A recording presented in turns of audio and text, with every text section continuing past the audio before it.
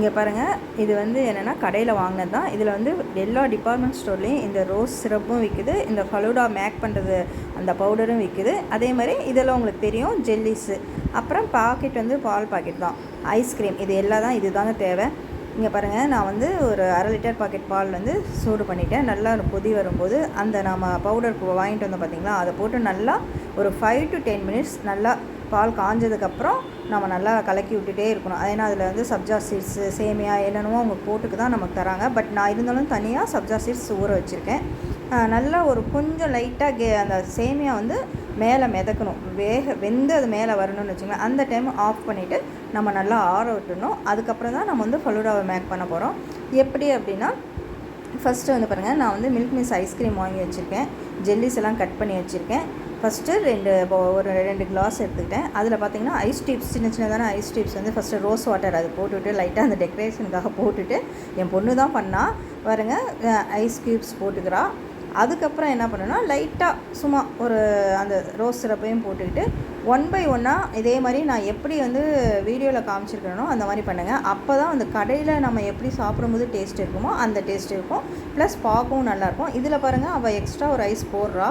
இதில் எனக்கு ஐஸ் கம்மியாக வேணும் அப்படிங்கிறதால நான் இதில் போடல, அவ்வளோதான் வித்தியாசம். அப்புறம் ஒயிட் ஜெல்லி போட்டிருக்கா. இதில் ஐஸ் இல்லாமல் நான் ஒயிட் ஜெல்லி, கீழே ஐஸ் போட்டதே போதும்னு சொல்லிட்டேன். வேணுங்கிறவங்க போட்டுக்கலாம். அப்புறம் நம்ம கலந்து வச்சது இது வந்து இன்னும் கெட்டியாகும். நான் உங்களுக்கு காமிக்கிறதுக்காக நான் சீக்கிரமாக செஞ்சேன். இன்னும் கொஞ்சம் நேரம் வச்சிங்கன்னா இன்னும் கொஞ்சம் வந்து நல்லா கெட்டியாக வரும்.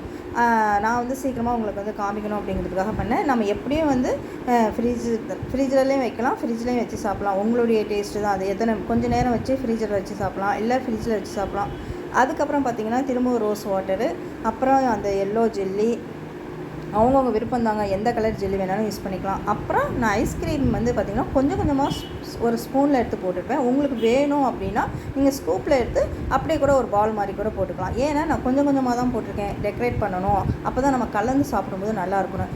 அதுக்கு மேலே பார்த்திங்கன்னா இந்த இன்னொரு ஜெல்லி போட்டேன், கலர்ஸ் ஜெல்லி, நம்ம என்ன கலர் வேணாலும் யூஸ் பண்ணிக்கலாம். போட்டுட்டு அதுக்கப்புறம் அந்த சேமியா மீதி, அந்த சேமியாவோட கடைசியில் அந்த ஃபலூடா நம்ம ரெடி பண்ண இருக்கேன் பார்த்திங்களா, அது போட்டிருப்பேன். போட்டு நான் கலந்து வச்ச சப்ஜா சீட்ஸ் போட்டிருப்பேன். அதுக்கு மேலே ரோஸ் வாட்டர் போட்டிருப்பேன். அந்த மாதிரி நம்ம 1 by 1 போட்டு நம்ம திரும்ப மேலே ஒரு ஐஸ்கிரீம் போட்டு ரோஸ் வாட்டர் போட்டு சப்ஜா போட்டு அப்படியே நான் வந்து ஃப்ரீஜரில் வச்சுட்டேன். என் பொண்ணு திரும்ப திரும்ப கொஞ்சம் கொஞ்சமாக போட்டுகிட்டே இருந்தால் டெக்கரேஷனுக்காக. பார்க்கவும் நல்லா லுக்காக இருக்குமா அப்படின்னா ஓகே உன் விருப்பம்னு ஃப்ரிட்ஜில் வச்சுங்க. பாருங்கள், அந்த லேயராக தெரியும்.